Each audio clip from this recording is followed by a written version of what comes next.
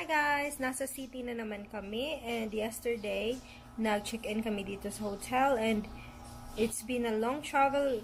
Not really, but it became a long travel because of the traffic in the city to arrive here in the hotel. And so, me and my husband were thinking na today is just gonna be a relaxing day. We're just gonna have food in the room. We're gonna watch movie here in the room. But then, nakakainis kasi nag-order kami ng food and it's actually worth around 800 pesos for 2 person, and we've waited for, they said the food will arrive 10-15 minutes, but then it arrived, I don't know, almost half an hour. And when the food arrived, it's all cold. The burger, I think it's only the rice who's a bit warm, but the rest are just cold. And the dessert, which is the banana split with ice cream and all that, is also melted. And so we called, tapos napunta yung babae dito, tapos parang may attitude guys, nakakainis. Pag open ko ng door, sabi ba naman niya, ano daw, ganun. Pero tumawag na kami dun sa restaurant, tapos pinapunta siya dito. Tapos nang open ako ng door, sabi niya ano daw, and then sabi ko na the food that you've delivered are all cold, so it's not worth it, diba? Tapos okay lang sana kung ako lang, kaya ko naman. Pero pag nandiyan si Martin, of course, may ano sila, yung nasanay talaga sila na good food, na right food. Hindi yung mga ganyan. So anyway, so sabi ko sa kanya, yung burger, ganito, ganyan, it's cold. Yung fries, it's cold. Yung ice cream, yung banana split with ice cream, it's melted. Yung chop suey ko cold din, tapos yung only the rice is a bit warm. So anyway, hindi apologetic guys, wala. Sabi ba naman niya, okay, we can replace everything except the melted, you know, except the banana split. Tapos sabi ko, no, you're not gonna replace it, we're gonna cancel the whole thing. And besides, you know, it's your fault. Melted na siya yung dinelivered mo. Tapos ano ginawa? Kinuha yun ng food, walang sabi-sabi, tapos biglang umalis. Ganun lang. So, syempre, nainis ako. Sabi ko, very bad customer service. Parang she let me feel na kami yung, na it's our fault, na yung food na dineliver nila, cold. Diba? Tapos, may tumawag dito from the restaurant. Tapos sabi, we've let the food daw na, you know, parang i-check ng kanilang chef.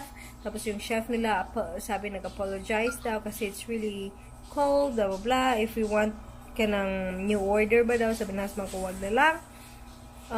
So today, change of plans. Supposedly dito lang kami, which is what I like. Kasi nga, I've really been traveling, and I'm getting sick. Like, I had fever, I got sore throat, I got cough. Tapos gusto ko lang sana talaga na one day na parang walang gagawin. Tapos I think tomorrow punta kami ulit ng Bantayan. Let's see. Pero nakakainis lang kasi yung plano na nasira. Kasi nga, we don't have food here. And we don't wanna order new food kasi baka naman disappointing na naman. So we have to go outside na. So I'm just waiting for Martin to be done with shower and then we go out. Sana nakakainis guys to start the day with this. Hopefully something will come up nice today. But I'm really not feeling well. I'm not feeling well. I'm sick. I've been puking in the taxi last night on the way here. Tapos last night namin sa Bohol, nagsusuka-suka din ako. And I couldn't sleep because my throat were just dry. Ganyan. Pero binili na ako ng Bactidol ba tawag nun? Bumili na ako ng ganun kasi sabi niya it could help. And also, nag-strip cells na din ako. I hope it's gonna get better. So, yun lang. Paalis kami. Wala nga akong ganang maligo, guys. Kung ganang magpaganda, ano ba yan? Ganito na, pahanap ng food, tapos balik na ulit dito. I hope so. At I hope hindi masyadong traffic. Kasi sobrang traffic dito sa city. Nakakainis.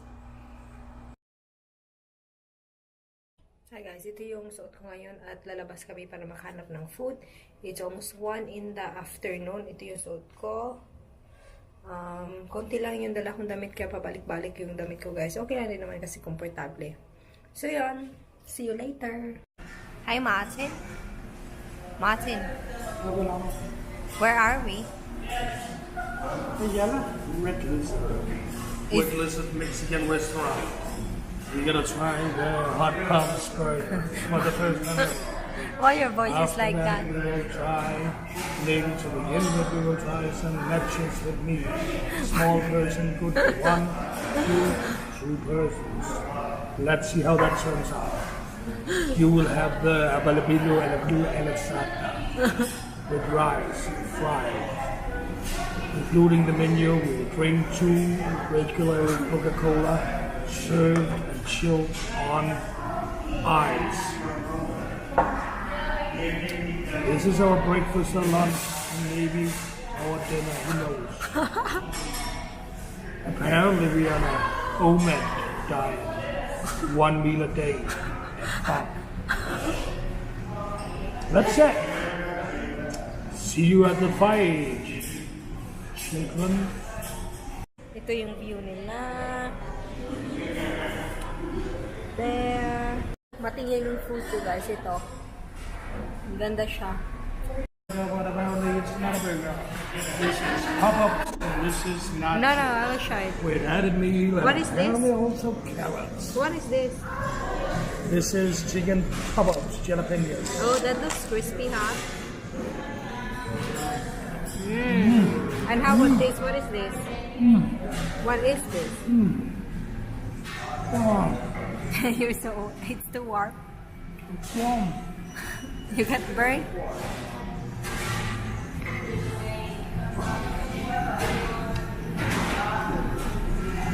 It's very warm. It's spicy, very spicy. Full of flavor. I enjoy everything about it. Okay, but what is this here? That's nachos. Oh yeah, that's right.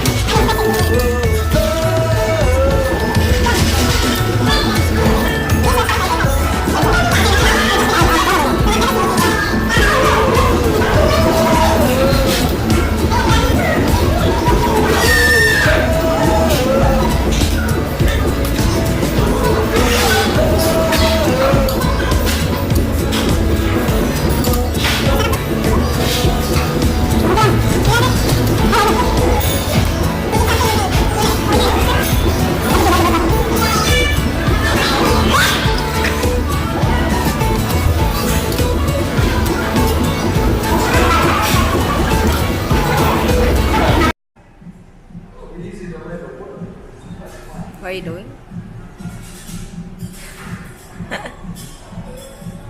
Cannot be done. Fail.